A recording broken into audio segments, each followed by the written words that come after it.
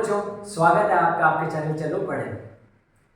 इस वीडियो में हम जो टॉपिक कवर करने वाले हैं वो है एटॉमिसिटी, आयंस एंड वैलेंसी। तो आइए जानते हैं ये क्या होती है। पहली जो टर्म है वो है एटॉमिसिटी। एटॉमिसिटी बेसिकली क्या होती है?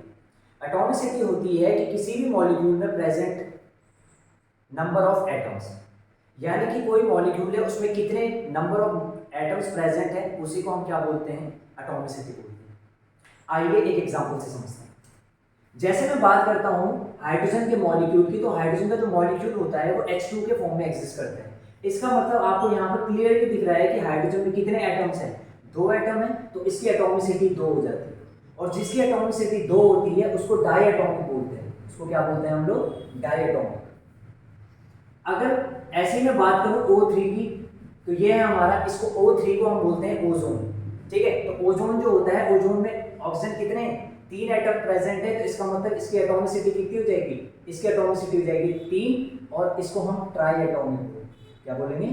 Try atomic. ऐसे क्या है, बात करते हैं ऑक्सीजन की, तो ऑक्सीजन O2। ऑक्सीजन का जो मॉलिक्यूल होता है वो O2 के फॉर्म में एग्जिस्ट करता है। यहाँ पर अगर मैं देखूंगा तो ऑक्सीजन कितने हैं? ऑक्सीजन के कितने एटम्स हैं? 2 एटम्स हैं। तो अगर 2 एटम है तो ये हो जाएगा हमारा कि इसकी एटॉमिसिटी हो जाएगी 2, और इसको हम कहेंगे डाई एटॉमिक।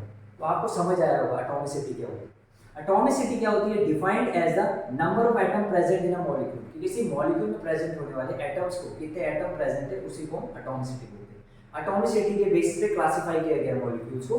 ठीक है, पहला जो टाइप है वो है मोनोएटॉमिक। अगर किसी मॉलिक्यूल में एक ही एटम प्रेजेंट है तो उसको मोनोएटॉमिक बोलेंगे।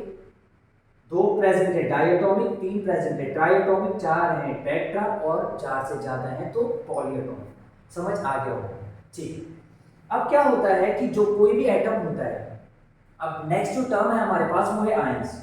ये भी बहुत सिंपल है। इसमें क्या है, देखो, अगर क्या है, कोई भी एटम है हमारे पास प्रेजेंट, जैसे सोडियम है, तो सोडियम की एक टेंडेंसी होती है कि वो क्या, इलेक्ट्रॉन को लूज करता है। अगर सोडियम इलेक्ट्रॉन को लूज कर जाता है तो उसमें चार्ज आ जाता है Na positive.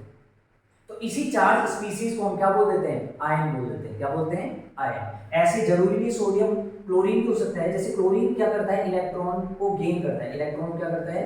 Gain. Electron gain करने पे जो क्लोरीन हो जाता है वो Cl नेगेटिव बन जाता है, यानी इसके ऊपर चार्ज आती है। तो कोई भी एटम जिसके ऊपर क्या है, कोई चार्ज आ जाए, उसको हम आयंस बोलते हैं।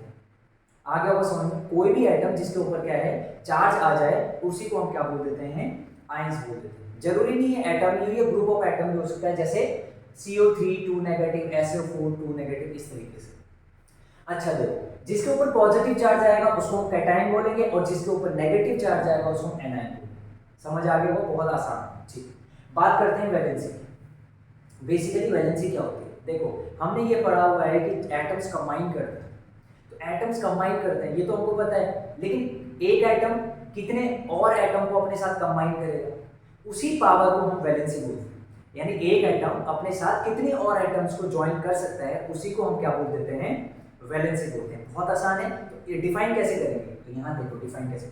The combining power of an element is called the valence, it's valency. कि अपने साथ कोई एटम कितने को क्या कर सकता है? कंबाइन कर सकता है, उसी कंबाइनिंग पावर को, उसकी क्या बोला जाता है? वैलेंसी बोला जाता है। अब एक्चुअली में वैलेंसी फाइंड कैसे करेंगे? वैलेंसी फाइंड करने का बहुत आसान तरीका है। आपके पास जो एटम होगा, एटम के ऊपर जितना भी चार्ज आएगा वो उसकी वैलेंसी होगी। देखो, the charge on an atom is equal to its valency. किसी एटम के ऊपर जितना चार्ज होगा वैलेंसी उतनी होगी। जैसे देखो, सोडियम जो है, सोडियम के ऊपर क्या है? सोडियम के ऊपर कितना चार्ज है? पॉजिटिव, और एक पॉजिटिव चार्ज है। एक पॉजिटिव चार्ज मतलब इसकी वैलेंसी कितनी हो जाएगी? 1। अगर मैं मैग्नीशियम की बात करता हूँ, मैग्नीशियम Mg2 पॉजिटिव होता है, तो मैग्नीशियम के ऊपर कितना चार्ज है? 2 चार्ज है, तो इसकी वैलेंसी कितनी हो गई है? 2। क्लोरीन की बात करें, क्लोरीन के ऊपर 1 नेगेटिव चार्ज है, वैलेंसी कितनी हो जाएगी? 1। CO3 के ऊपर 2 नेगेटिव चार्ज है, वैलेंसी कितनी हो जाएगी? 2। वैलेंसी का मतलब पॉजिटिव या नेगेटिव से कुछ नहीं है। अगर एक पॉजिटिव है, सिर्फ वैल्यू लेनी है, चार्ज का साइन नहीं शो करना। जैसे यहाँ +1 है तो +1 का मतलब 1, यहाँ पे -1 है, -1 का मतलब क्या है? 1 ही है। यहाँ पर चार्ज से शो नहीं करना, नंबर्स में शो करना। तो इस क्लोरीन का क्या है? क्लोरीन में 1 नेगेटिव चार्ज था, तो 1 वैलेंसी। सोडियम में 1 पॉजिटिव चार्ज था, तो 1 वैलेंसी। Mg2 पॉजिटिव है ये लिखा हुआ, तो यानी कि Mg के ऊपर 2 पॉजिटिव चार्ज है, 2 वैलेंसी।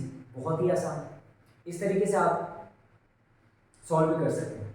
अगली वीडियो में हम इस वैलेंसी की हेल्प से क्या करेंगे, किसी भी क्या है कि सब्सटेंस का हम फॉर्मूला लिखना सीखेंगे। अगर आपको वीडियो पसंद आई है तो लाइक करें, और अगर समझ नहीं आया तो इसको वीडियो को एक बार फिर से देखें और कमेंट करके मुझे बताएं क्या इम्प्रूव कर सकते हैं। Thank you.